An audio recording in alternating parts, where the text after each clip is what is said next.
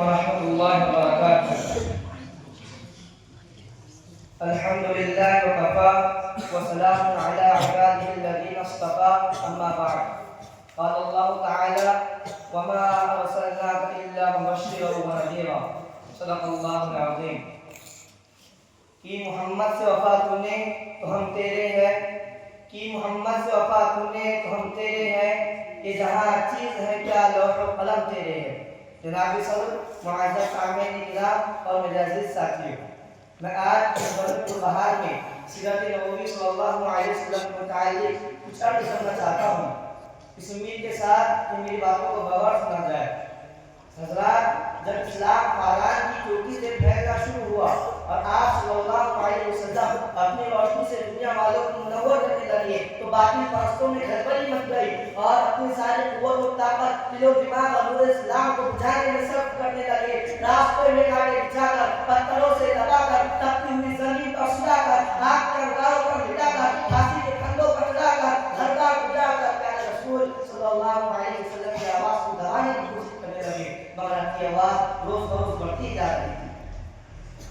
حضرات، 7 ہجری محرم کا مہینہ ہے کہ مکہ کے تمام لیڈروں نے مل کر ایک میٹنگ کی جس میں ابو جہل نے پوری قوم کو للکارا کہ اے غریب عالو، جسے ہم بچے کا کھیل سمجھ رہے تھے، وہ آج ہمارے دین، عزت و آبرو کے لیے ایک طوفان بن چکا ہے. جس دین کا چرچا محمد کر رہے ہیں، ان کے ماننے والوں کی تعداد روز بروز بڑھتی جا رہی ہے. ہمارے خداؤں کی توہین کی جا رہی ہے، انہیں جھٹلایا اور ٹھکرایا جا رہا ہے. اس لیے اے رب کے بہادروں، اب پوری طاقت سے آگے بڑھو، ورنہ وہ دور نہیں کہ مکہ سے زمین بخاروں کو نکالنا پڑے گا.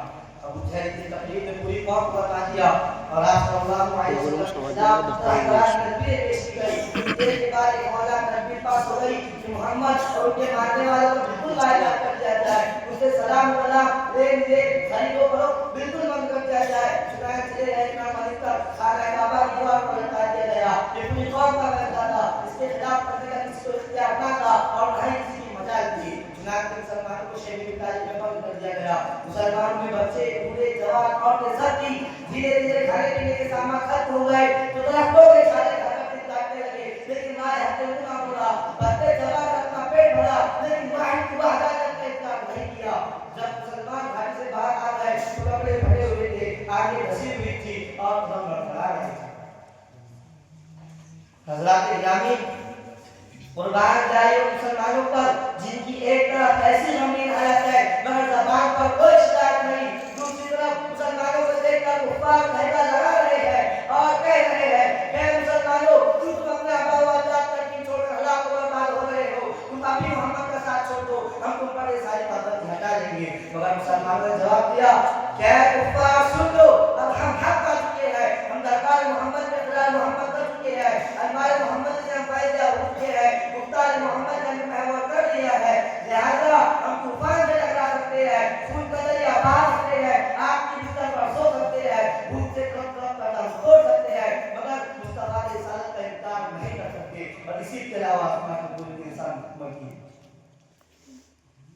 سامعین کرام، بھلا بتائیے کہ ہمارے رسول صلی اللہ علیہ وسلم اور صحابہ کرام رضی اللہ عنہم اجمعین نے اتنے مسائل اعلیٰ برداشت کیے اور ان سنگین گھڑی کو کیوں کر برداشت کیا؟